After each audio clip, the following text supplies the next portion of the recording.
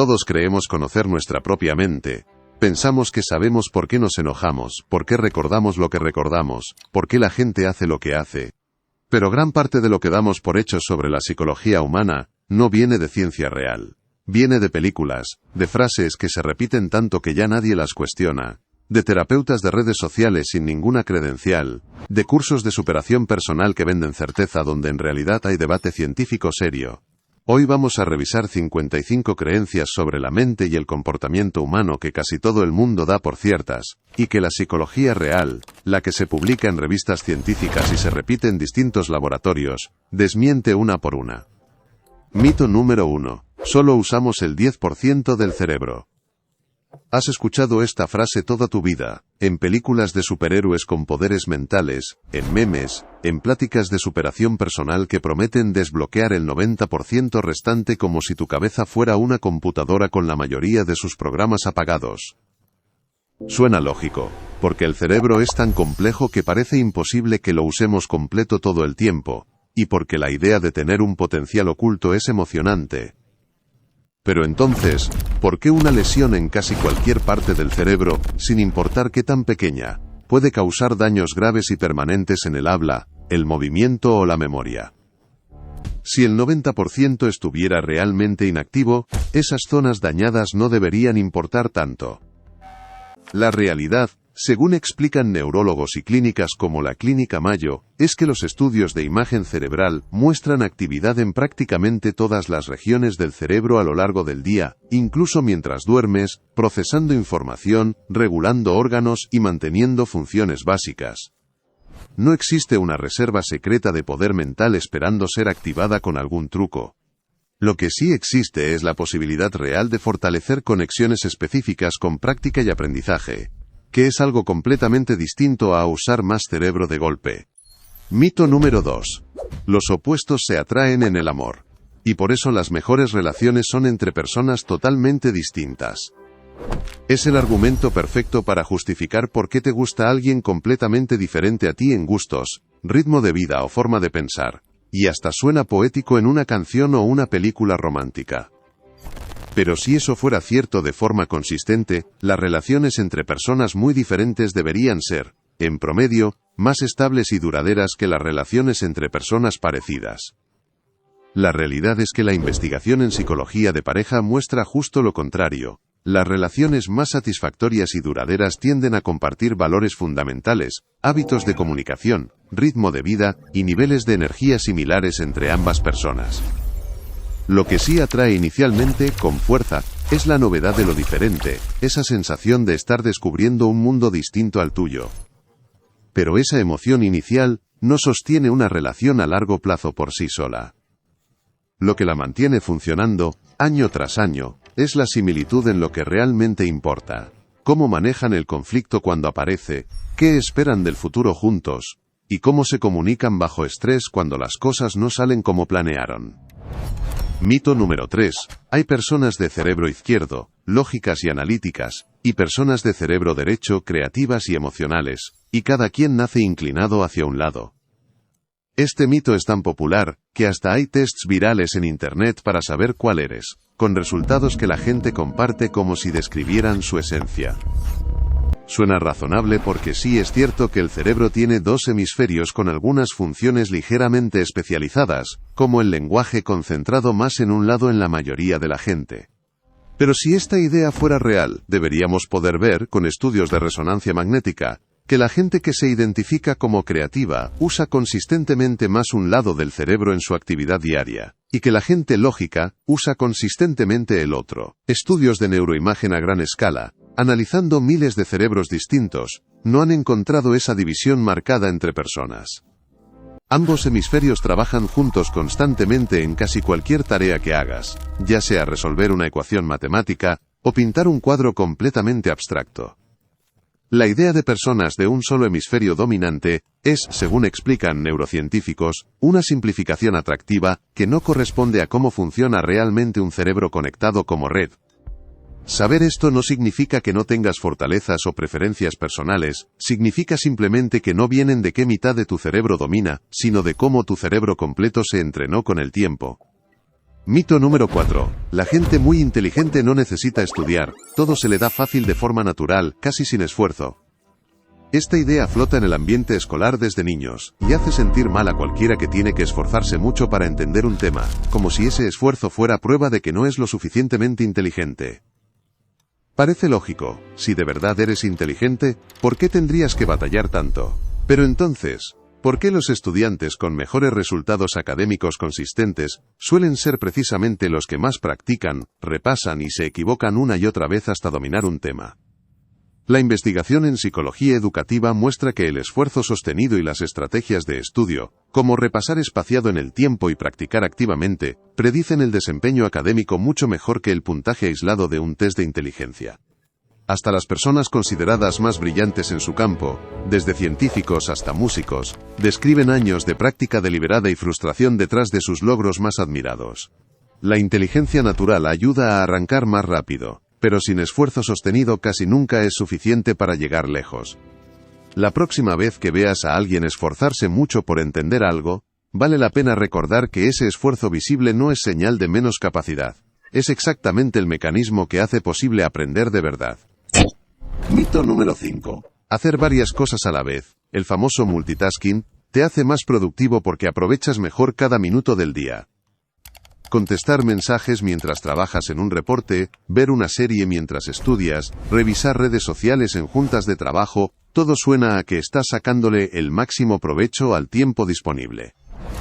Pero si realmente fuera más eficiente, la gente que hace multitasking de forma habitual, debería terminar sus tareas más rápido, y con menos errores que quien hace una cosa a la vez. La evidencia en psicología cognitiva muestra lo contrario. Cada vez que cambias de una tarea a otra, tu cerebro necesita un momento, aunque sea breve, para reorientarse por completo, lo que los psicólogos llaman costo de cambio de tarea.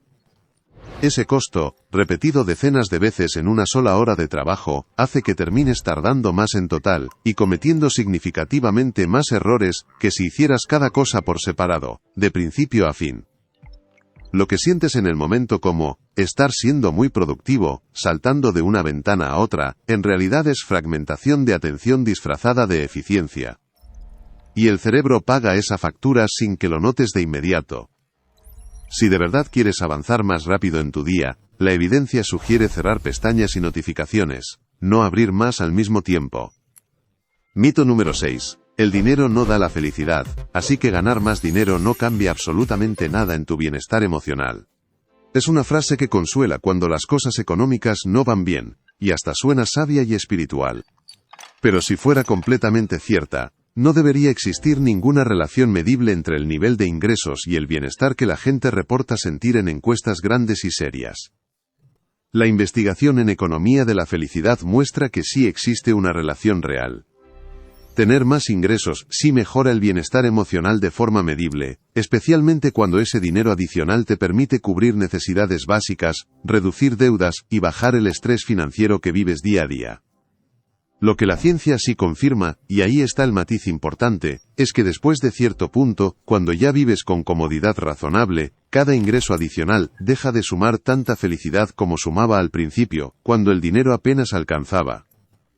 No es que el dinero no importe para tu ánimo, es que su efecto tiene rendimientos decrecientes con el tiempo, algo muy distinto a decir que es irrelevante desde el primer peso. El dinero entonces sí importa para tu bienestar diario, solo que su poder para hacerte más feliz se va reduciendo mientras más ya tienes cubierto. Mito número 7. Golpear una almohada, gritar en el coche o romper algo, te ayuda a sacar el enojo de tu cuerpo y calmarte de verdad después. Se le llama catarsis, y suena completamente lógico. Si tienes energía negativa acumulada por dentro, liberarla físicamente debería reducirla, como abrir una válvula de presión antes de que explote algo peor. Pero entonces, ¿por qué la gente que practica este tipo de ejercicios de descarga física suele reportar sentirse igual de enojada, o hasta más enojada, poco después de hacerlo? Estudios de psicología social han encontrado, de forma repetida en distintos laboratorios, que expresar agresión física, aunque sea contra un objeto inanimado como una almohada, tiende a mantener activo el circuito cerebral asociado al enojo, en vez de apagarlo por completo. Lo que realmente ayuda a bajar la intensidad emocional, según esta misma investigación, Es justo lo opuesto a descargar con fuerza. Técnicas de calma consciente, poner distancia temporal antes de reaccionar, y respiración lenta, que interrumpen el ciclo de activación en lugar de alimentarlo con más adrenalina. La próxima vez que sientas ganas de descargar el enojo con fuerza física, vale más la pena esperar unos minutos antes de reaccionar, que buscar una forma de liberarlo de golpe. Mito número 8. La gente con coeficiente intelectual alto tiene garantizado el éxito en la vida, casi sin importar qué más hagan con esa capacidad. El IQ suena como el indicador perfecto. Entre más alto sea el número, mejor te debería ir en el trabajo, en el dinero y en las relaciones personales. Pero si eso fuera cierto de forma directa, deberíamos ver que las personas con IQ más alto dominan de forma consistente los puestos de mayor éxito profesional, financiero y personal en cualquier sociedad. La realidad es mucho más compleja. La investigación en psicología muestra que factores como la regulación emocional bajo presión, la disciplina para terminar lo que empiezas, la capacidad de trabajar en equipo y la resiliencia ante el fracaso repetido, predicen el éxito a largo plazo tanto, o incluso más, que el coeficiente intelectual medido en un solo test. Un IQ alto puede ayudarte a abrir puertas y entender conceptos rápido, pero no garantiza que sepas sostenerte, adaptarte y seguir avanzando una vez que ya estás adentro del reto real. Un IQ alto te da una ventaja de arranque, pero lo que sostiene el éxito a lo largo de los años son hábitos que sí puedes entrenar de forma consciente. Mito número 9. Si alguien cruza los brazos mientras habla contigo, significa que está siendo defensivo, cerrado o en desacuerdo con lo que le estás diciendo. Este dato del lenguaje corporal se enseña en cursos de ventas y comunicación como si fuera una regla fija, casi un código secreto universal para leer a la gente sin que hable. Pero si fuera un indicador realmente confiable, deberíamos poder predecir la actitud interna de alguien con solo ver esa postura, acertando casi siempre sin margen de error. La investigación en psicología social muestra que cruzar los brazos puede significar defensividad en algunos casos, pero también puede significar simplemente que la persona tiene frío en ese momento, se siente cómoda parada así por costumbre, le duele la espalda, o no sabe qué hacer con las manos en ese instante. No existe un solo gesto aislado que revele con certeza el estado mental completo de alguien. El contexto de toda la conversación, el tono de voz y las expresiones faciales juntas importan mucho más que una sola postura tomada fuera de contexto. La próxima vez que interpretes los brazos cruzados de alguien, vale la pena preguntarte qué más está diciendo esa persona con el resto de su cuerpo antes de sacar una conclusión. Mito número 10. Los mensajes subliminales escondidos en anuncios pueden controlar lo que compras sin que te des cuenta, manipulando tu mente por debajo de tu percepción consciente. Esta idea nació de un experimento comercial de los años 50, que después su propio creador admitió haber inventado, pero el miedo se quedó grabado en la cultura popular por décadas. Suena aterrador y plausible. Si tu mente puede procesar información sin que la notes conscientemente, ¿por qué no podría ser manipulada de esa forma para hacerte comprar algo? Pero si los mensajes subliminales realmente controlaran decisiones de compra de forma efectiva, las empresas los usarían de forma masiva y abierta, porque serían la herramienta publicitaria más poderosa y barata jamás creada en la historia del marketing. La evidencia científica real muestra que estos mensajes, cuando de verdad existen en algún experimento controlado, tienen efectos mínimos, inconsistentes y poco confiables sobre el comportamiento real de compra de la gente. La publicidad sí influye en ti todos los días, pero de forma visible y estudiada, con repetición constante, con emociones fuertes y con asociaciones culturales, no con trucos ocultos imposibles de detectar. La verdadera influencia de la publicidad está a plena vista, en la repetición constante y la emoción que genera, no escondida en un fotograma que nadie puede ver. Mito número 11. El detector de mentiras, o polígrafo, puede identificar con precisión científica cuando una persona está mintiendo durante un interrogatorio.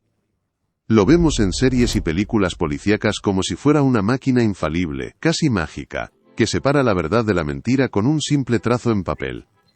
Suena razonable porque sí es cierto que mentir bajo presión puede alterar el ritmo cardíaco, la respiración y la sudoración de una persona.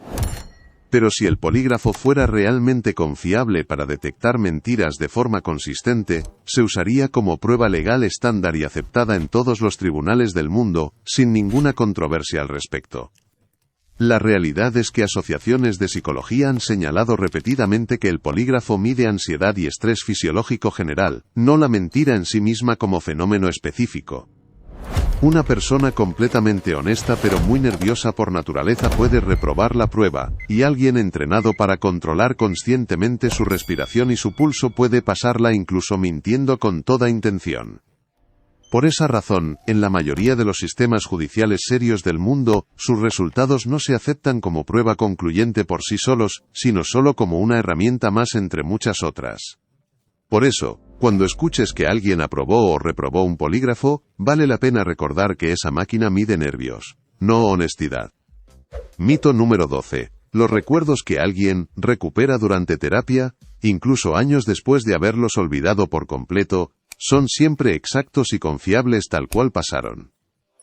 Esta idea suena reconfortante, porque asume que la mente guarda absolutamente todo perfectamente archivado, como un video esperando ser reproducido en el momento correcto.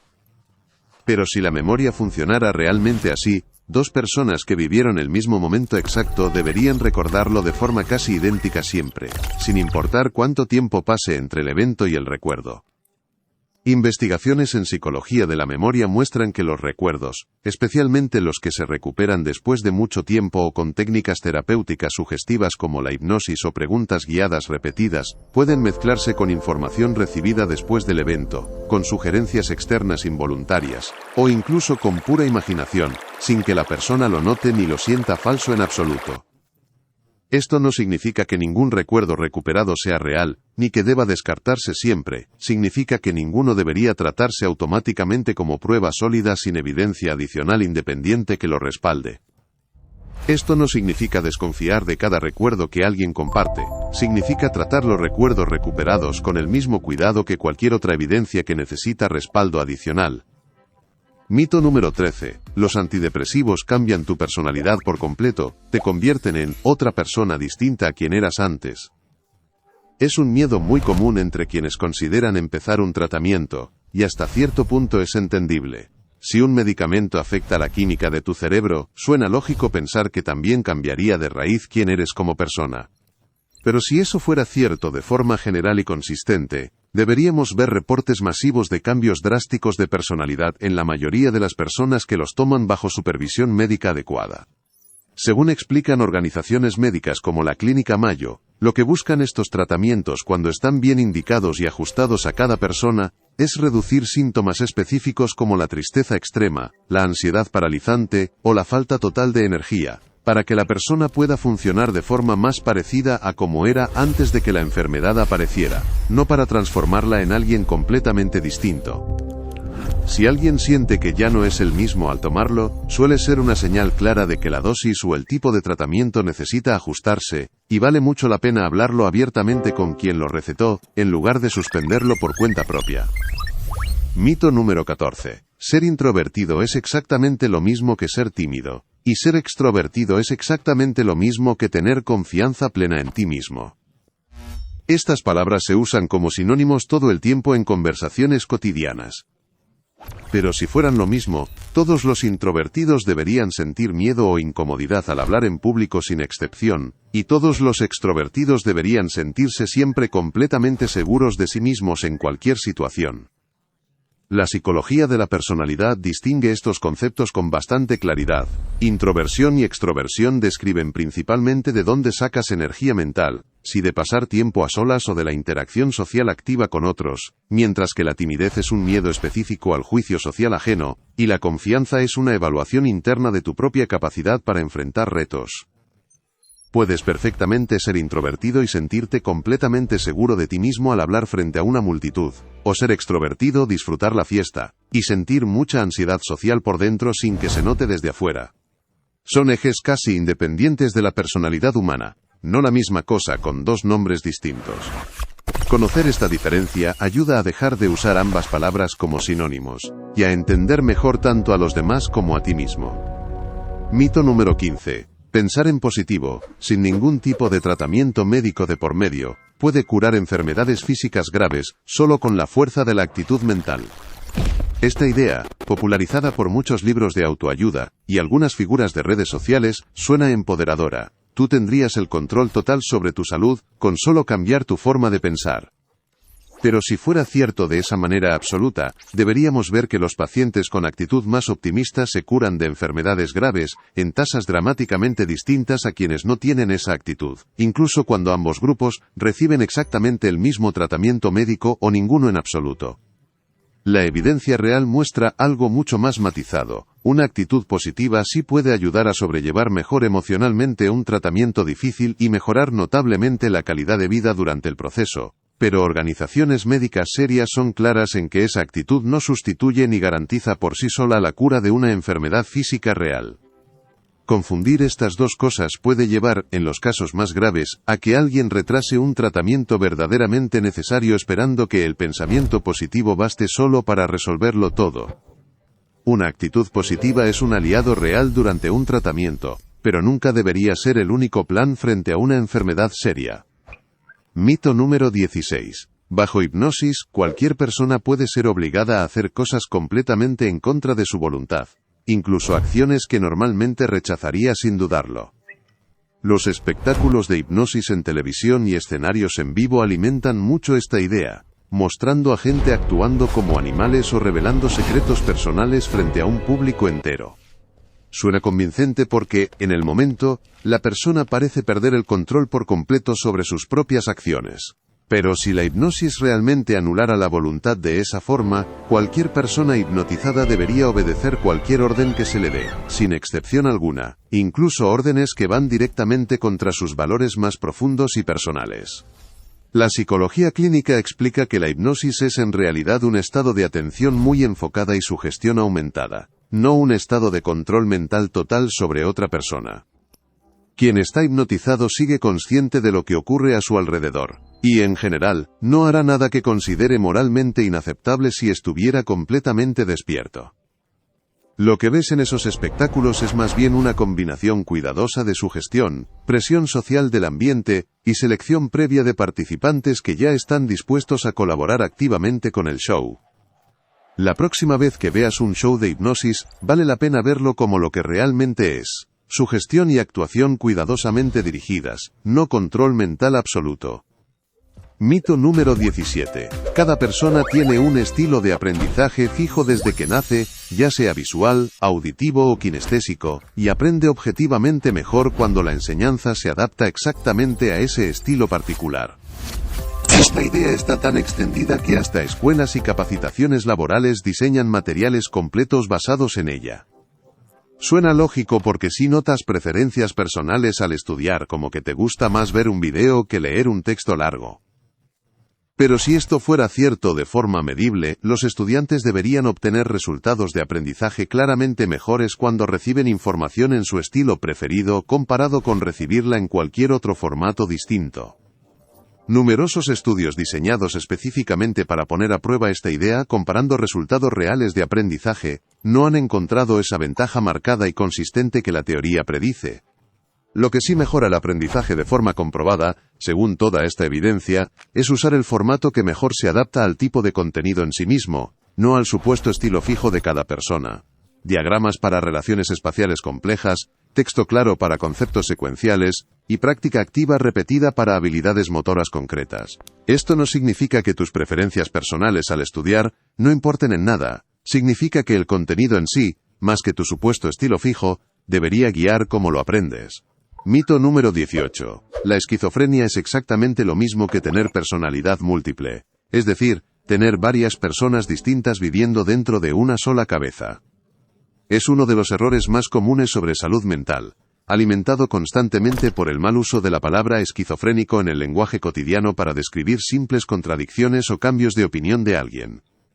Pero si fueran la misma condición médica, los criterios clínicos usados para diagnosticarlas deberían ser prácticamente idénticos entre sí, en cualquier manual de psiquiatría. Son en realidad diagnósticos completamente distintos. La esquizofrenia involucra alteraciones profundas en cómo se percibe la realidad, como alucinaciones auditivas o visuales y pensamiento desorganizado, mientras que lo que coloquialmente se llama personalidad múltiple es un trastorno diferente, relacionado más bien con la identidad, la continuidad del yo y la memoria personal. Confundirlos no solo es un error técnico sin importancia, contribuye directamente a que la sociedad entienda mal, y estigmatice de forma injusta, a las personas que viven con cualquiera de las dos condiciones por igual. Usar el lenguaje con más cuidado en este tema no es solo cuestión de precisión técnica, es una forma concreta de tratar con respeto a quienes viven con cualquiera de las dos condiciones. Mito número 19. Tu memoria funciona como una cámara de video, grabando los eventos de tu vida exactamente como pasaron, para que después los puedas reproducir con total precisión cuando quieras recordarlos. Se siente así porque muchos de tus recuerdos parecen vívidos, detallados y muy convincentes desde dentro de tu propia cabeza. Pero si la memoria realmente grabara todo con esa exactitud mecánica, dos testigos distintos del mismo evento exacto deberían describirlo de forma casi idéntica siempre que se les pregunte, sin variaciones importantes. La investigación pionera de la psicóloga Elizabeth Loftus demostró, en múltiples experimentos controlados, que la memoria es en realidad reconstructiva. Cada vez que recuerdas algo, tu cerebro lo vuelve a armar desde cero en ese instante, y en ese proceso de reconstrucción puede mezclarse con información que escuchaste después del evento original, con tus propias expectativas previas, o con sugerencias externas sutiles que ni siquiera notas. En sus experimentos más famosos, algo tan aparentemente insignificante como cambiar una sola palabra dentro de una pregunta hacía que la gente recordara con total seguridad detalles que en realidad nunca vio ocurrir. Recordar entonces, no es reproducir un archivo guardado, es reconstruir una historia cada vez que la evocas, y eso la hace mucho más frágil y manipulable de lo que sentimos desde adentro. Mito número 20. Se puede saber con certeza si alguien está mintiendo solo con observar hacia qué lado mueve los ojos mientras habla contigo. Esta idea viene originalmente de la programación neurolingüística, y se enseña en muchos cursos de ventas como si fuera un código universal científico y confiable para detectar engaños al instante. Suena atractivo porque promete una forma rápida, visual y sencilla de detectar mentiras sin necesidad de ningún equipo especial. Pero si fuera cierto, cualquier persona entrenada específicamente en esta técnica debería poder identificar mentiras con una precisión notablemente mayor que simplemente adivinar al azar, en pruebas controladas. Estudios diseñados directamente para poner a prueba esta idea popular, grabando en video a personas mintiendo y diciendo la verdad, y analizando después el movimiento exacto de sus ojos, no han encontrado ninguna relación confiable ni consistente entre la dirección específica de la mirada y la honestidad real de lo que se está diciendo. El movimiento ocular varía enormemente entre distintas personas, distintas culturas y distintas situaciones emocionales, así que usarlo como detector de mentiras casero en la vida diaria tiene, en la práctica, prácticamente la misma precisión que lanzar una moneda al aire para decidir. La próxima vez que alguien te diga que puede detectar mentiras solo viendo hacia dónde miras, vale la pena recordar que ni los expertos entrenados logran esa precisión de forma confiable. Mito número 21. El estrés siempre es dañino para tu salud física y mental, y entre menos estrés sientas en tu vida diaria, mejor te va a ir en todo. Esta idea suena obvia a primera vista, porque asociamos automáticamente la palabra estrés con ansiedad constante, insomnio y agotamiento total. Pero si el estrés fuera únicamente dañino en todas sus formas, la gente que vive con absolutamente cero estrés en cualquier situación de su vida, debería mostrar consistentemente el mejor desempeño y bienestar posible en estudios comparativos. La investigación en psicología de la salud distingue con claridad entre dos tipos muy distintos. El estrés crónico, constante y sin ningún propósito claro, que sí es genuinamente dañino a largo plazo para el cuerpo y la mente. Y el estrés agudo, puntual y manejable, que en realidad puede mejorar el enfoque mental, fortalecer la memoria, y hasta elevar el desempeño real ante retos concretos, como una entrevista de trabajo importante o un examen decisivo. Un poco de tensión adecuada activa tu cuerpo para responder mejor a ese reto específico. El verdadero problema nunca es sentir estrés en sí mismo, es no tener después ninguna forma real de descansar y recuperarte por completo de él. Mito número 22. Las personas que caminan dormidas están actuando físicamente los sueños exactos que están teniendo en ese preciso momento de la noche. Suena completamente lógico porque en las películas de terror siempre se muestra así.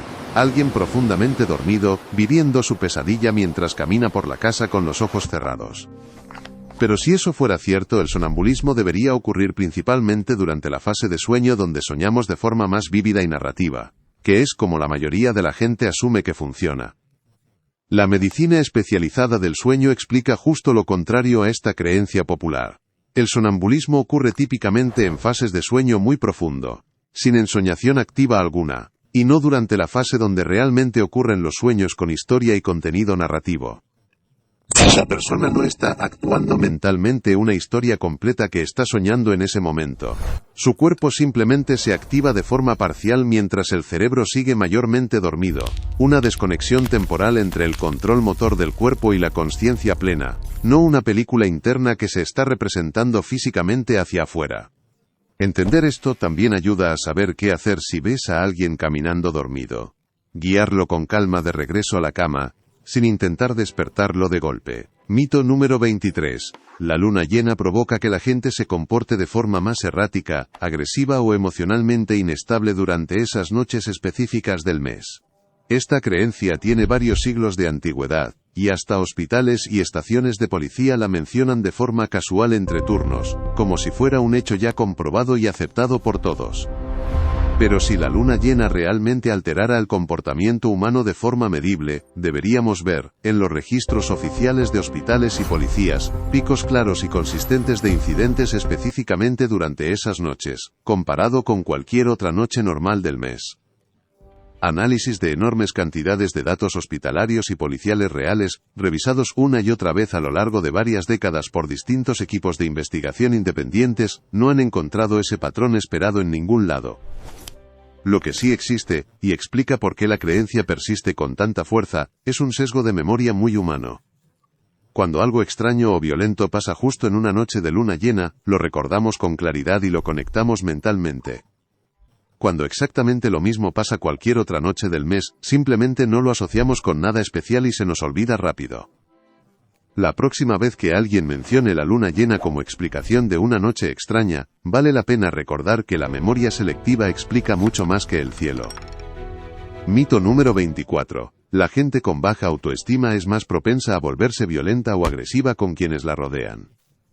Suena intuitivo, casi como puro sentido común. Alguien que se siente mal consigo mismo por dentro debería estar, lógicamente, más enojado con el resto del mundo también. Pero si fuera cierto de esa manera, los programas diseñados para reducir la violencia deberían enfocarse exclusivamente en subir la autoestima de las personas más agresivas, y ese enfoque específico debería funcionar de forma consistente y comprobable en la práctica.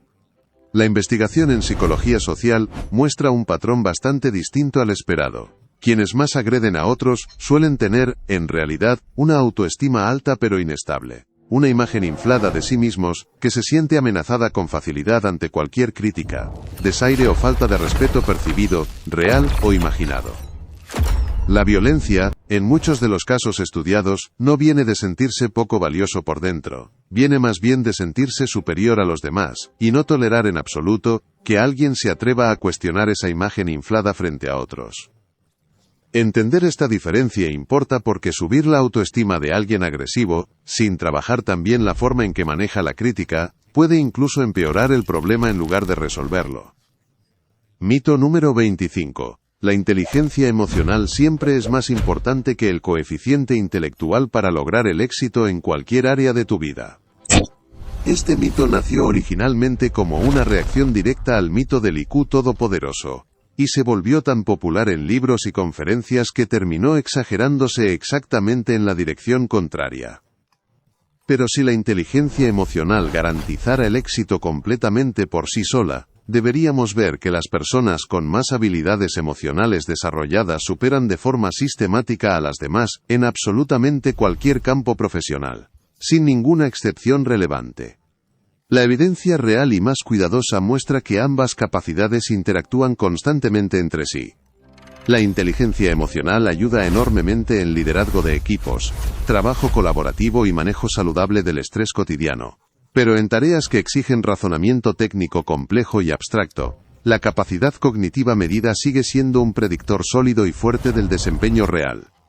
Ninguna de las dos capacidades tomada completamente por separado es la fórmula mágica y completa del éxito personal o profesional. La combinación de ambas capacidades, no la superioridad de una sobre la otra, es lo que realmente predice un desempeño sólido a largo plazo.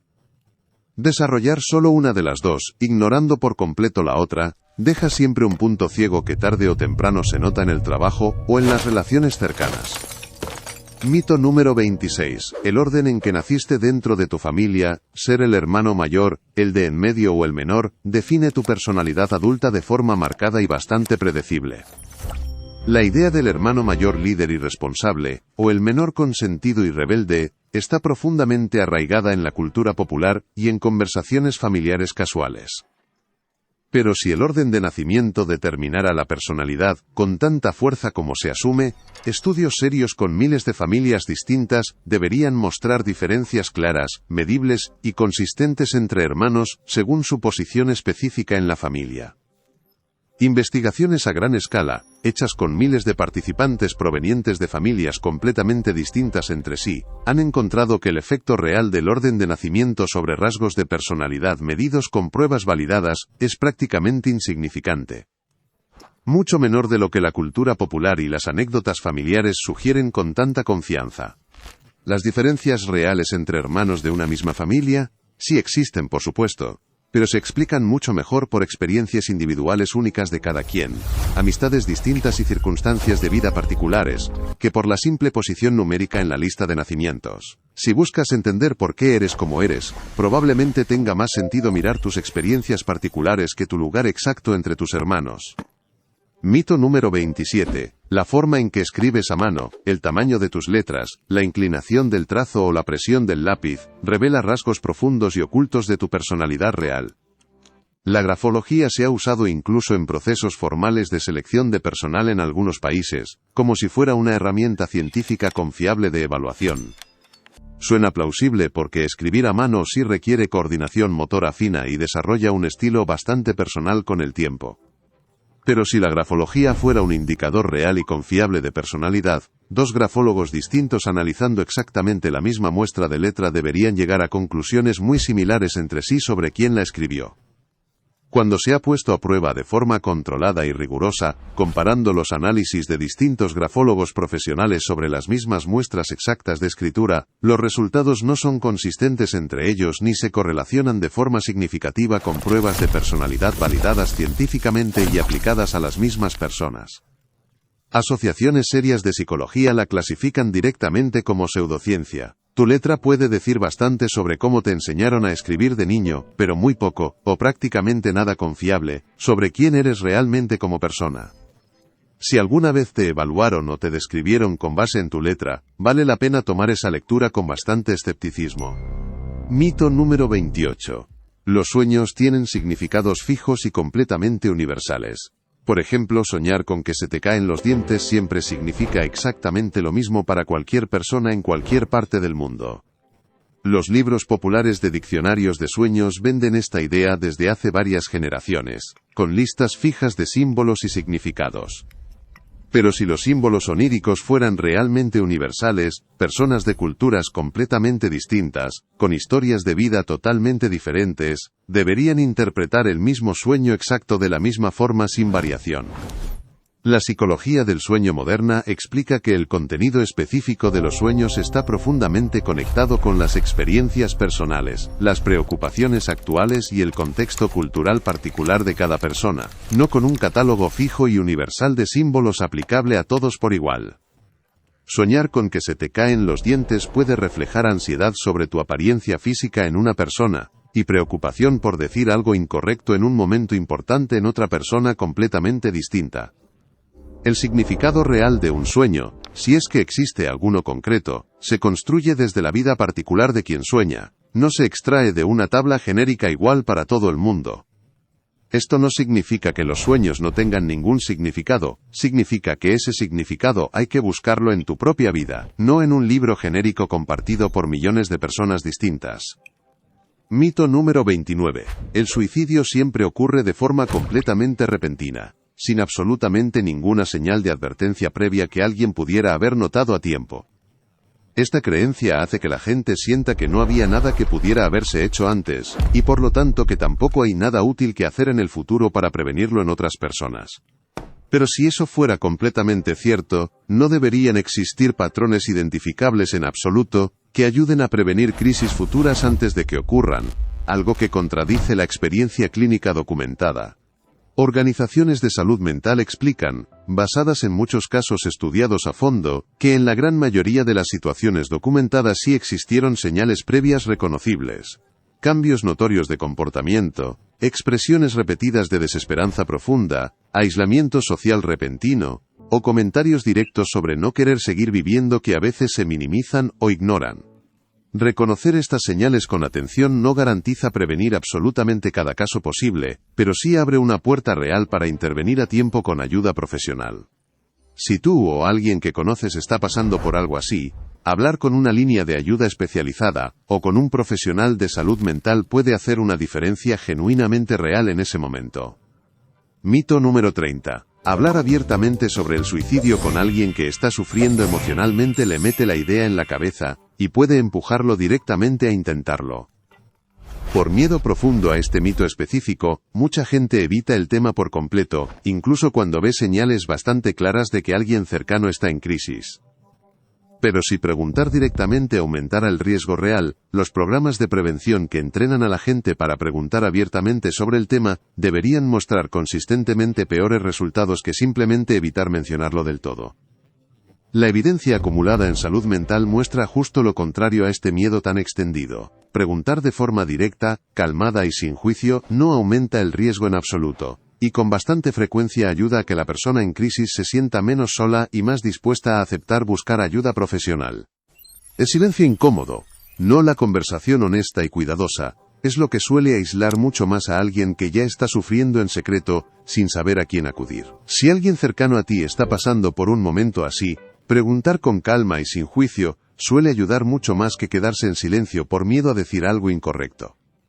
Mito número 31. Los tests de personalidad más populares, como el que te clasifica en 16 tipos distintos usando 4 letras, tienen una base científica sólida, precisa y confiable.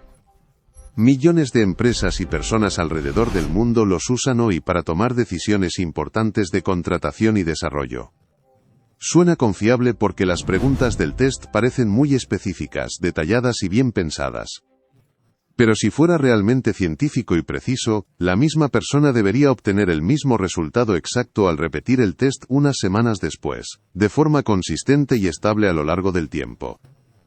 Estudios serios de psicometría han encontrado que una proporción considerable de personas obtiene un tipo de resultado distinto al repetir el mismo test en un plazo relativamente corto. Algo que un instrumento científico verdaderamente riguroso y bien construido no debería permitir bajo ninguna circunstancia. Psicólogos especializados en la medición formal de la personalidad prefieren, en la práctica profesional seria, modelos con mayor respaldo científico acumulado, como el que mide 5 grandes rasgos en una escala continua y gradual, en lugar de categorías fijas de todo o nada que simplifican demasiado algo tan complejo como la personalidad humana. Esto no significa que estos tests no sirvan para nada como punto de partida para reflexionar sobre ti mismo. Significa simplemente que no deberían tratarse como una verdad científica fija y definitiva. Mito número 32. Tener una enfermedad mental te hace automáticamente más propenso a ser peligroso o violento con otras personas a tu alrededor. Esta idea se refuerza constantemente en noticieros y películas que conectan directamente cualquier crisis de salud mental con actos de violencia extrema. Pero si fuera cierto de forma general, las estadísticas oficiales de violencia deberían mostrar que las personas con diagnósticos de salud mental cometen actos violentos con mucha más frecuencia que el resto de la población general. Organizaciones de salud a nivel mundial explican, con datos acumulados de muchos países, que la gran mayoría de las personas que viven con condiciones de salud mental nunca cometen ningún acto de violencia hacia otros, y que en realidad es considerablemente más probable que terminen siendo víctimas de violencia que perpetradores de ella. Este mito no solo es impreciso desde el punto de vista estadístico, alimenta directamente un estigma muy dañino, que hace que muchas personas eviten buscar ayuda profesional a tiempo, por puro miedo a ser vistas como peligrosas por su entorno. Separar la enfermedad mental de la violencia en tu forma de hablar del tema, aunque parezca un detalle pequeño, ayuda directamente a que más personas se animen a pedir ayuda a tiempo. Mito número 33. Puedes contagiarte de una enfermedad mental simplemente por pasar mucho tiempo cerca de alguien que la tiene, casi como si fuera un virus respiratorio cualquiera. Esta creencia hace que la gente se aleje de amigos o familiares que están pasando por una crisis emocional difícil, justo en el momento en que más necesitan compañía cercana y apoyo genuino. Pero si esto fuera cierto de forma literal, deberíamos poder rastrear brotes de condiciones como depresión o ansiedad exactamente de la misma forma en que rastreamos enfermedades infecciosas reales, contacto directo por contacto directo, con un patrón de contagio claro. Las condiciones de salud mental no funcionan de esa manera biológica en absoluto, no se transmiten por proximidad física ni por contacto casual entre personas. Lo que sí puede ocurrir, y es completamente distinto, es que el desgaste emocional de cuidar a alguien en crisis afecte de forma real tu propio bienestar con el tiempo, algo genuino pero muy diferente a un contagio directo de la condición misma que esa persona vive. Cuidarte a ti mismo mientras apoyas a otra persona es necesario y sano. Alejarte por completo por miedo a contagiarte no tiene ninguna base científica real. Mito número 34. La fuerza de voluntad es un recurso prácticamente ilimitado, y si simplemente te esfuerzas lo suficiente cada día, nunca deberías sentirte mentalmente agotado, ni fallar en tus propósitos. Esta idea hace sentir bastante culpable a cualquiera que falla en mantener un hábito nuevo después de un día particularmente largo y desgastante. Pero si la fuerza de voluntad fuera realmente infinita, deberíamos poder tomar decisiones difíciles y disciplinadas, igual de bien a las 6 de la mañana recién despiertos que después de 12 horas agotadoras de trabajo intenso sin descanso. La investigación en psicología muestra que la capacidad de autocontrol se comporta más bien como un recurso limitado que se va agotando con el uso repetido a lo largo de un mismo día. Aunque también es cierto que se puede entrenar y fortalecer con el tiempo, de forma parecida como funciona un músculo con el ejercicio constante. Diseñar tu entorno diario para necesitar menos fuerza de voluntad bruta, en lugar de simplemente exigirte más disciplina interna cada vez, suele funcionar considerablemente mejor en la práctica real que solo repetirte, esfuérzate más. Reducir la cantidad de decisiones difíciles que enfrentas en un mismo día, en lugar de exigirte más disciplina bruta, suele rendir mejores resultados a largo plazo. Mito número 35. La gente siempre recuerda mejor la información que lee en un texto, que la información que simplemente escucha, sin importar de qué tipo de contenido se trate. Suena razonable a primera vista porque leer te permite regresar, pausar, y repasar el texto cuantas veces quieras. Pero si fuera universalmente cierto para cualquier situación, cualquier persona debería recordar mejor una lista específica que fue leída, comparada con exactamente la misma lista cuando fue escuchada en voz alta, sin importar el contexto en que ocurra. La investigación en psicología cognitiva muestra que la retención real de información depende mucho más del tipo específico de contenido y de cuánto te involucras activamente con esa información en el momento, que del simple canal sensorial por el que entra a tu cerebro. Una historia bien contada en voz alta, con emoción genuina y ritmo narrativo, puede recordarse mucho mejor con el tiempo que un texto plano y aburrido leído sin verdadera atención. Lo que realmente mejora la memoria a largo plazo no es el formato específico en sí mismo, es qué tan profundamente conectas esa información nueva con algo que ya te importaba de antes. La próxima vez que decidas cómo estudiar o comunicar algo importante, vale más la pena pensar en cómo generar verdadera atención y conexión, que en elegir el canal sensorial correcto. Mito número 36. El efecto placebo es puro cuento comercial, una tomadura de pelo elaborada sin absolutamente ningún efecto físico real y medible en el cuerpo de la persona. Suena razonable pensarlo así porque un placebo por definición misma, no contiene ningún ingrediente farmacológico activo dentro de la pastilla o el tratamiento. Pero si realmente no tuviera ningún efecto medible en absoluto, los ensayos clínicos de nuevos medicamentos no necesitarían comparar tratamientos nuevos contra un grupo placebo para poder saber con certeza si el tratamiento real funciona mejor que no hacer nada específico. La investigación médica acumulada muestra que el placebo puede producir cambios corporales reales y medibles con instrumentos, desde una reducción genuina del dolor percibido hasta cambios hormonales detectables en análisis, principalmente a través de la expectativa consciente y el contexto completo del tratamiento recibido.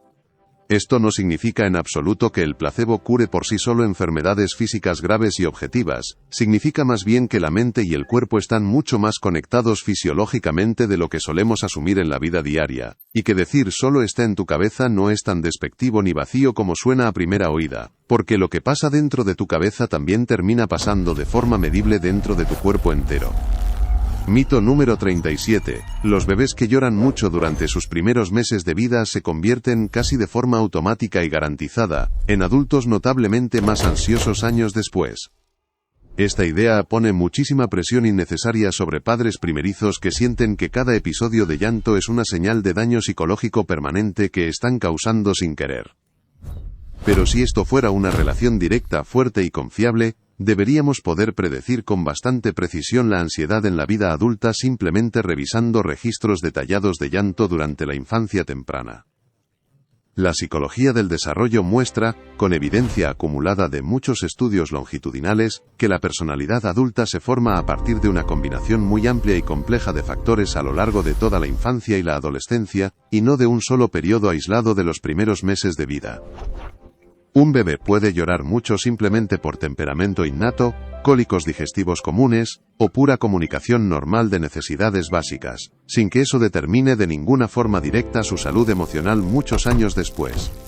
Lo que sí importa considerablemente más, según toda esta evidencia, es la consistencia y calidez del cuidado recibido a lo largo del tiempo completo, no un solo indicador temprano aislado tomado fuera de contexto. Mito número 38. Los adultos mayores ya no pueden aprender habilidades completamente nuevas en absoluto, porque su cerebro ya está cerrado biológicamente para ese tipo de aprendizaje después de cierta edad. Esta creencia hace que mucha gente mayor ni siquiera intente aprender algo nuevo, desde un idioma extranjero hasta usar un teléfono con más funciones. Pero si fuera cierto de esa manera tan absoluta, ¿no deberíamos ver casos reales y bien documentados de adultos mayores aprendiendo instrumentos musicales complejos, idiomas nuevos o habilidades técnicas difíciles con resultados genuinamente exitosos? La neurociencia moderna explica que el cerebro humano conserva su capacidad de formar nuevas conexiones entre neuronas, lo que se llama técnicamente neuroplasticidad, durante prácticamente toda la vida adulta, aunque es cierto que el proceso completo de aprendizaje puede volverse algo más lento con el paso de los años.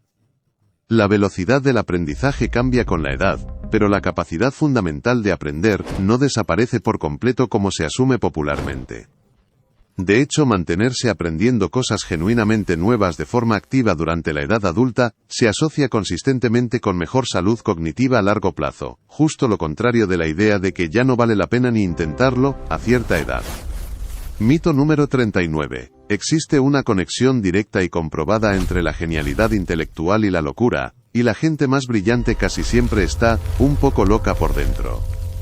Esta idea se repite constantemente usando artistas y científicos excéntricos famosos, como ejemplo constante y llamativo. Pero si la genialidad y la inestabilidad mental estuvieran realmente conectadas de forma directa, la mayoría de las personas con logros intelectuales verdaderamente sobresalientes deberían mostrar tasas mucho más altas de condiciones de salud mental diagnosticadas que la población general, de forma clara, medible y consistente en estudios amplios. La investigación seria no encuentra esa relación directa y simple que la creencia popular asume tan fácilmente. Lo que sí ocurre y explica por qué el mito persiste con tanta fuerza, es un sesgo de atención muy humano. Recordamos vívidamente los casos puntuales de genios reconocidos con problemas de salud mental, porque son historias dramáticas y llamativas que se cuentan una y otra vez, mientras que la enorme mayoría de personas talentosas y perfectamente estables emocionalmente, simplemente no generan la misma narrativa interesante que se queda grabada en la memoria colectiva de la gente. La próxima vez que escuches la frase del genio loco, vale la pena recordar que esa conexión vive más en las historias que contamos que en los datos reales. Mito número 40. Repetir una mentira muchas veces solo logra engañar a la gente más ingenua, distraída o poco informada del grupo. La mayoría de la gente cree, con bastante seguridad personal, que ella misma es demasiado lista o educada para caer en algo así de simple. Pero si eso fuera cierto y solo afectara a los más crédulos, deberíamos ver que las personas con mayor nivel educativo formal son prácticamente inmunes a creer información falsa que escuchan repetida con frecuencia. La investigación en psicología cognitiva sobre lo que se conoce técnicamente como el efecto de verdad ilusoria, muestra algo bastante distinto e incómodo. Entre más veces escuchamos una afirmación cualquiera sin importar qué tan educados o críticos creamos ser, más familiar empieza a sentirse esa idea con cada repetición. Y esa sensación de familiaridad se confunde inconscientemente con veracidad real. Este efecto medido en laboratorio ocurre incluso en personas que, desde el principio del experimento, sabían con certeza que la afirmación en cuestión era completamente falsa. La repetición constante no convence a través de la lógica ni de la evidencia, convence a través de la pura familiaridad acumulada, y eso nos afecta prácticamente a todos por igual, no solo a quienes consideramos menos informados que nosotros. Mito número 41. El testimonio directo de un testigo presencial es una de las pruebas más confiables que existen dentro de un caso legal, simplemente porque lo vio con sus propios ojos en persona. Suena bastante convincente porque, en general, confiamos mucho en nuestra propia percepción visual como algo objetivo y fiel a la realidad. Pero si fuera tan confiable como asumimos, distintos testigos presenciales del mismo evento exacto deberían coincidir casi siempre entre sí en los detalles más importantes de lo ocurrido. Experimentos clásicos de psicología, incluyendo el trabajo pionero de Elizabeth Loftus con videos de accidentes automovilísticos, mostraron que algo tan simple como cambiar una sola palabra dentro de una pregunta posterior, por ejemplo preguntar qué tan rápido iban los autos cuando se estrellaron, en vez de cuando apenas se tocaron ligeramente, cambiaba de forma medible y consistente el recuerdo que la gente reportaba después sobre la velocidad exacta de los vehículos involucrados.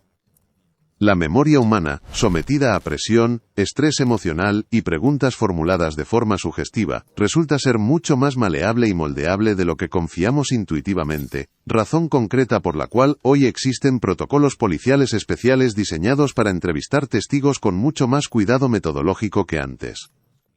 Mito número 42. Salir de compras cuando te sientes emocionalmente mal, la llamada popularmente terapia de compras, realmente resuelve o cura la tristeza de fondo que estás sintiendo en ese momento.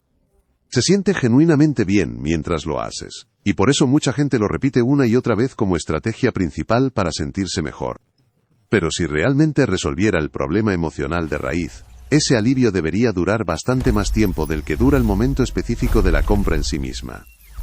La psicología del comportamiento del consumidor muestra que comprar activa circuitos cerebrales de recompensa inmediata a corto plazo, generando un alivio genuino pero puramente temporal, sin abordar en absoluto la causa emocional real de fondo que originó el malestar en primer lugar. Por eso, para muchísimas personas, la tristeza original regresa poco tiempo después, a veces incluso acompañada de culpa adicional por el gasto realizado sin necesidad real. No es que comprar no genere ningún efecto positivo genuino en el momento, es que ese efecto es apenas una distracción temporal placentera, no una solución real y duradera al problema emocional que lo originó desde el principio. Si notas que sales de compras casi siempre que te sientes mal, vale la pena preguntarte qué necesitas realmente resolver, más allá de lo que puedas meter en una bolsa. Mito número 43. Puedes conocer la personalidad completa de alguien si es una persona confiable, dominante o insegura por dentro, con solo sentir la fuerza física de su apretón de manos al saludarte.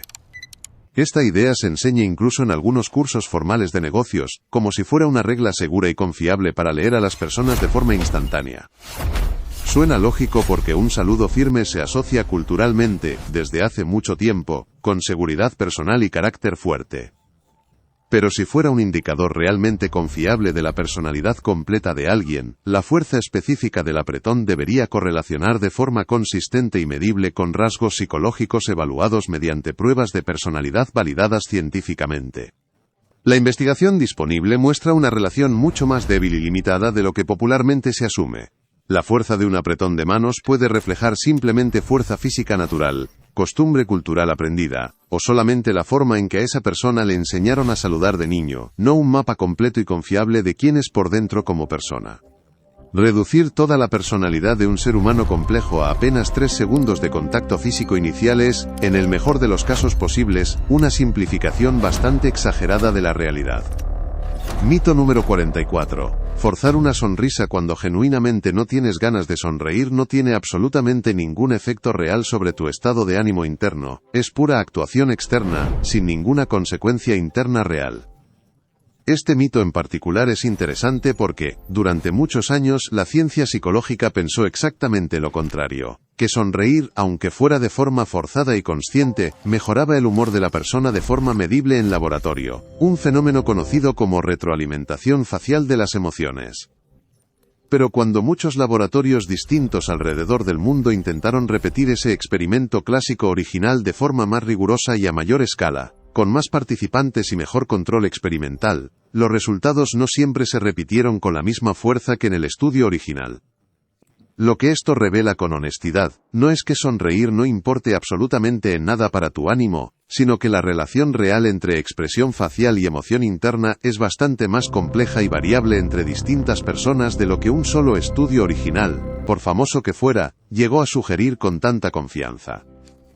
La ciencia real y honesta no siempre da respuestas simples, limpias y definitivas para siempre, y estar dispuesto a corregir públicamente el rumbo cuando aparece nueva evidencia es, precisamente, cómo funciona la buena ciencia en la práctica. Mito número 45. Solo la gente de voluntad especialmente débil o fácilmente influenciable, cede a la presión de un grupo y termina cambiando su propia opinión con tal de encajar socialmente. Casi todos nosotros pensamos, con bastante confianza personal, que si estuviéramos ahí presentes diríamos la verdad evidente sin dudarlo ni un segundo. Pero si eso fuera cierto de forma general, deberíamos ver que solo un porcentaje muy pequeño de personas especialmente débiles cambia su respuesta bajo presión social directa, mientras que la gran mayoría se mantiene firme en lo que ve con sus propios ojos. Un experimento clásico y muy citado de psicología social, donde simplemente se pedía comparar el largo de líneas visualmente obvias y distintas frente a un grupo, mostró que una parte considerable y sorprendente de los participantes daba de forma consciente una respuesta claramente incorrecta con tal de coincidir con el resto del grupo, incluso cuando la respuesta correcta era completamente obvia a simple vista sin ninguna ambigüedad real. Esto no depende únicamente de debilidad personal de carácter, depende más bien de mecanismos psicológicos universales de presión social, que activan la necesidad humana profunda de pertenencia grupal, algo que puede afectar prácticamente a cualquier persona bajo las condiciones sociales correctas, sin importar cuánta confianza tenga en sí misma normalmente. Mito número 46. Solo una persona con maldad genuina y profunda obedecería una orden cruel que va directamente contra sus propios valores personales, únicamente por recibir instrucciones de alguna figura de autoridad reconocida. Queremos creer casi todos, que nosotros mismos nos negaríamos de inmediato ante una orden así de injusta. Pero si eso fuera cierto de forma general, en un experimento donde se le pedía a gente común aplicar lo que ellos creían eran descargas eléctricas cada vez más fuertes a otra persona, simplemente siguiendo instrucciones verbales de un investigador con bata blanca, solo una minoría diminuta y aislada debería haber continuado hasta niveles claramente peligrosos. Un experimento clásico y muy conocido de psicología social encontró que una mayoría sorprendentemente alta de participantes completamente comunes, sin ningún historial previo de crueldad ni comportamiento violento, continuó obedeciendo las instrucciones dadas incluso mientras expresaban angustia visible y malestar genuino por hacerlo en el momento. Esto reveló algo bastante incómodo de aceptar: la simple obediencia a la autoridad puede pesar más, en la práctica real, que los valores personales profundos de mucha más gente común de lo que cualquiera de nosotros quisiera admitir sobre sí mismo. Reconocer esta tendencia en nosotros mismos, más que asumir que eso nunca nos pasaría a nosotros, es precisamente lo que ayuda a resistir mejor una orden injusta cuando realmente importa. Mito número 47. Entre más testigos presentes haya presenciando una emergencia en curso, más rápido va a recibir ayuda concreta la persona afectada, porque simplemente hay más gente disponible para actuar de inmediato. Suena completamente lógico a primera vista: más personas presentes, mayor probabilidad estadística de que alguien intervenga rápido. Pero si eso fuera cierto de esa manera simple, los tiempos reales de respuesta ante emergencias deberían acortarse consistentemente mientras más gente esté presente en el lugar, y no alargarse como ocurre en la práctica. La investigación en psicología social encontró exactamente lo contrario a esta intuición tan extendida. Entre más testigos hay presentes en el mismo lugar, cada persona individual siente menos responsabilidad personal directa de actuar, asumiendo automáticamente que alguien más del grupo ya lo está haciendo o lo hará en cualquier momento, un fenómeno documentado repetidamente en distintos contextos reales de emergencia. Este patrón bien estudiado explica por qué, en situaciones donde hay solamente un único testigo presente en el lugar, la ayuda concreta suele llegar considerablemente más rápido que cuando hay toda una multitud completa observando la misma escena. Estar rodeado de mucha gente no garantiza ayuda inmediata en absoluto. A veces simplemente la difumina entre todos los presentes hasta que, al final, nadie termina actuando de verdad. Mito número 48. Los colores afectan el estado de ánimo de exactamente la misma forma en cualquier cultura del mundo. Por ejemplo, el color rojo siempre significa peligro o enojo, y el color azul siempre significa calma, de manera completamente universal para cualquier ser humano. Esta idea se enseña como regla prácticamente fija dentro del diseño gráfico y el marketing publicitario. Pero si fuera un efecto puramente biológico y universal sin ninguna influencia externa, el significado emocional específico de cada color debería mantenerse exactamente idéntico sin importar el país, la religión o la tradición cultural particular de quien lo está observando en ese momento. La investigación transcultural comparada muestra que el significado emocional real de los colores varía bastante y de forma considerable según la cultura específica de cada región. El color blanco se asocia con pureza y bodas en algunas tradiciones occidentales, y con luto y funerales en varias tradiciones asiáticas, por dar solo un ejemplo claro y bien documentado. Lo que sí parece ser más universal biológicamente, son algunas respuestas fisiológicas básicas relacionadas con la intensidad y el brillo de un color, pero el significado emocional específico que le asignamos culturalmente a cada tono, se construye principalmente por aprendizaje social y cultural acumulado, no por ninguna regla fija de la naturaleza humana compartida por todos. Mito número 49. Tu coeficiente intelectual queda completamente fijo desde el momento en que naces, y ya nunca cambia en absoluto a lo largo de toda tu vida, sin importar lo que hagas o dejes de hacer después. Esta idea hace sentir que no vale la pena esforzarse en desarrollar habilidades cognitivas nuevas si ya naciste con cierto nivel fijo asignado de antemano. Pero si fuera completamente fijo desde el nacimiento, los puntajes de la misma persona exacta deberían mantenerse absolutamente idénticos a lo largo del tiempo, sin importar su nivel de educación formal, su nutrición durante la infancia o la cantidad de estimulación intelectual recibida a lo largo de los años. La investigación en psicología del desarrollo muestra, con evidencia consistente, que el puntaje de coeficiente intelectual puede fluctuar de forma real y medible con factores concretos como la calidad de la educación formal recibida, la estimulación cognitiva temprana durante la infancia, y hasta el estado general de salud física de la persona a lo largo de su vida. No es infinitamente moldeable ni cambia de forma dramática de un día para otro, pero tampoco es una sentencia grabada en piedra desde el nacimiento como muchas veces se asume de forma tan definitiva. Mito número 50. La depresión clínica diagnosticada es básicamente lo mismo que simplemente estar triste por un tiempo determinado o simplemente ser una persona floja que no quiere esforzarse lo suficiente por mejorar su situación. Esta idea causa muchísimo daño real, porque hace que la gente minimice constantemente lo que otras personas están viviendo genuinamente, o incluso lo que ellos mismos están experimentando por dentro sin reconocerlo. Pero si fuera exactamente lo mismo que la tristeza normal y pasajera, ambos estados emocionales deberían responder igual de bien al simple paso natural del tiempo, o a la simple decisión consciente de ponerle más ganas al asunto.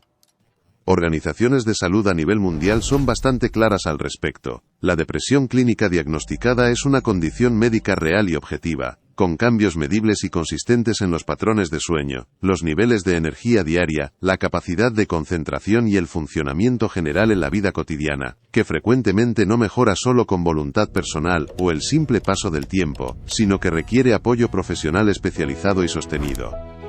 Confundirla constantemente con tristeza pasajera normal o con simple pereza no solo es impreciso desde el punto de vista médico, hace que muchísimas personas que realmente necesitan ayuda profesional urgente, sientan vergüenza innecesaria de pedirla a tiempo. Mito número 51. El trastorno por déficit de atención e hiperactividad lo causa principalmente comer demasiada azúcar de forma habitual, o directamente una mala crianza por parte de los padres del niño. Esta creencia pone toda la responsabilidad completa, y prácticamente toda la culpa social, sobre hábitos alimenticios cotidianos o estilos específicos de crianza familiar. Pero si el azúcar fuera realmente la causa principal y directa de esta condición, reducir drásticamente el consumo de azúcar en la dieta, debería eliminar o reducir de forma dramática los síntomas centrales en la gran mayoría de los casos diagnosticados clínicamente. La evidencia clínica acumulada durante décadas de investigación no respalda en absoluto esa relación directa como causa principal del trastorno. Las investigaciones científicas actuales apuntan más bien a una combinación compleja de factores neurológicos y genéticos hereditarios, como base biológica principal de esta condición médica real, no a la dieta específica ni a la forma particular en que los padres educan a sus hijos en casa. Culpar directamente al azúcar consumido o a la crianza recibida no solo es científicamente impreciso y desactualizado, añade además una culpa completamente innecesaria sobre familias enteras que ya están lidiando activamente con un reto de crianza genuinamente difícil y real. Mito número 52. Hablar solo en voz alta contigo mismo, cuando no hay nadie más presente cerca escuchando, es una señal clara y preocupante de que algo anda mal mentalmente en esa persona. Mucha gente se avergüenza bastante de hacerlo en público, o lo esconde rápidamente de forma incómoda cuando alguien más la sorprende haciéndolo sin querer. Pero si fuera realmente una señal confiable de algún problema mental serio, deberíamos ver que la gran mayoría de las personas que hablan solas con frecuencia, también muestran otros signos claros y adicionales de dificultad psicológica genuina en su vida diaria. La investigación en psicología cognitiva muestra, sin embargo, que hablar en voz alta contigo mismo, especialmente al resolver mentalmente una tarea complicada, o al intentar organizar tus propios pensamientos internos, es una práctica bastante común entre personas completamente sin ninguna condición de salud mental diagnosticada, y en muchos casos estudiados puede incluso ayudar de forma real a enfocar mejor la atención y mejorar el desempeño concreto en una tarea específica que se está realizando en ese momento. Hablar solo no es, entonces, ninguna alarma automática de alerta. En la inmensa mayoría de los casos cotidianos, es simplemente tu propio cerebro pensando en voz alta de forma completamente normal y funcional. Mito número 53. Sentir nostalgia intensa por el pasado es psicológicamente dañino para ti, porque te mantiene atrapado emocionalmente viviendo en tiempos que ya no existen en lugar de avanzar hacia adelante en tu vida presente. Por esta idea tan extendida, mucha gente se siente bastante culpable internamente cuando extraña de forma genuina épocas anteriores de su propia vida. Pero si la nostalgia fuera puramente negativa y dañina en todos los casos, las personas que la experimentan con más frecuencia deberían mostrar consistentemente un peor bienestar emocional general que quienes casi nunca la sienten en absoluto. La investigación en psicología muestra algo bastante distinto a esta creencia popular. La nostalgia, cuando se experimenta en dosis normales y equilibradas, puede fortalecer de forma real el sentido de conexión social con otros, aumentar genuinamente la sensación de significado y propósito en la vida presente, y hasta mejorar el estado de ánimo actual en momentos particularmente difíciles, al recordarte con calidez relaciones y momentos pasados que sí importaron de verdad en tu historia personal. No es entonces un escape dañino y evasivo del presente, es más bien un recurso emocional genuino que, usado de forma equilibrada y consciente, puede ayudarte activamente a sostenerte mejor dentro de tu vida presente actual. Mito número 54. Las personas consideradas buena onda, amables y consideradas con los demás, siempre terminan completamente solas en el amor a largo plazo, mientras que quienes tratan mal a los demás son precisamente quienes consiguen pareja con mucha más facilidad y frecuencia. Esta frase se repite tanto en conversaciones casuales, que casi parece una regla fija e inevitable del universo social. Pero si fuera cierto de forma general y consistente, los estudios serios sobre satisfacción real en relaciones de pareja a largo plazo deberían mostrar que las parejas más duraderas y genuinamente felices involucran, en su gran mayoría, precisamente a personas con rasgos de trato difícil, frío o poco amable hacia su pareja. La investigación en psicología de las relaciones de pareja muestra exactamente lo contrario a esta creencia tan repetida. La amabilidad genuina y la consideración activa hacia el otro están consistentemente entre los rasgos más asociados, en múltiples estudios independientes, con relaciones de pareja satisfactorias y duraderas a largo plazo. Lo que sí puede pasar en algunos casos reales, es que la amabilidad, cuando se combina mal con una falta total de límites personales propios, termine generando relaciones bastante difíciles con el tiempo. Pero el problema real en esos casos específicos nunca es ser amable en sí mismo, es no saber poner límites personales claros y firmes cuando realmente hace falta. Mito número 55. La primera impresión que alguien se forma sobre ti en los primeros segundos de conocerte es completamente permanente y fija, y ya no hay mucho más que puedas hacer después para cambiarla de forma real con el tiempo. Esta idea genera bastante ansiedad social real, sobre todo justo antes de entrevistas importantes de trabajo o encuentros sociales significativos donde sientes que todo se juega en un instante inicial. Pero si fuera completamente permanente e inmovible como se asume, la opinión inicial que alguien se forma sobre ti no debería moverse absolutamente nada después, sin importar cuánto tiempo pases interactuando genuinamente con esa persona en encuentros posteriores. La investigación en psicología social muestra que las primeras impresiones sí tienen un peso real considerable, e influyen bastante en cómo interpretamos después el comportamiento posterior de alguien de forma sesgada, pero no son en absoluto inamovibles ni definitivas para siempre. Interacciones repetidas, consistentes en el tiempo y claramente contrarias a esa primera impresión inicial, pueden actualizarla de forma real y medible con el paso del tiempo suficiente. Cuesta considerablemente más trabajo cambiar una primera impresión ya formada que construirla desde cero al principio, es cierto, pero más difícil de lograr, nunca es exactamente lo mismo que completamente imposible de conseguir con el tiempo. Ahí las tienes. 55 creencias sobre la mente humana que la mayoría de la gente da por ciertas sin cuestionarlas nunca en su vida diaria. Lo interesante de todas estas ideas juntas, no es solo que resulten ser incorrectas, es entender por qué se sienten tan verdaderas y obvias desde adentro. Se repiten constantemente en conversaciones cotidianas, suenan completamente lógicas a primera vista sin necesitar prueba adicional, y casi nadie se detiene un momento a preguntarse de verdad si realmente hay evidencia científica sólida detrás de cada una. La próxima vez que escuches una frase segura sobre cómo funciona supuestamente la mente humana, sobre todo si suena como algo que todo el mundo ya sabe desde siempre, vale mucho la pena hacerte la misma pregunta que hicimos juntos hoy con cada uno de estos mitos. ¿Esto realmente se sostiene solo si lo examino con cuidado real, o simplemente lo he escuchado tantas veces repetido que dejé de cuestionarlo por completo hace mucho tiempo?